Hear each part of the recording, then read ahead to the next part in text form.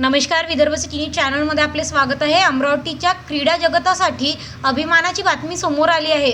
बडनेरा येथील इयत्ता 8वी शिकणारी गुंजन दीपक वानखडे हिने थेट राष्ट्रीय स्तरावर आपली छाप उमटवली आहे।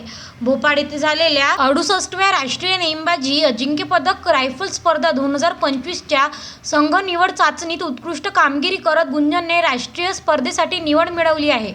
अल्पवयातही कठीण फेऱ्यांमध्ये संयम आणि अचूक नेम साधत तिने हे यश मिळवले आहे।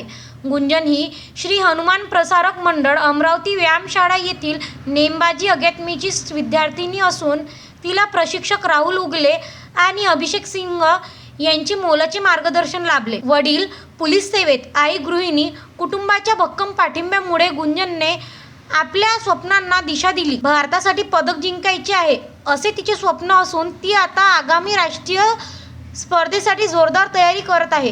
गुंजनच्या या यशामुळे अमरावतीत आनंदाचे वातावरण असून शहराच्या कन्याने राष्ट्रीय स्तरावर पाऊल टाकल्याचा अभिमान प्रत्येक अमरावतीकर व्यक्त करत आहे। Vidarbha city news Amravati.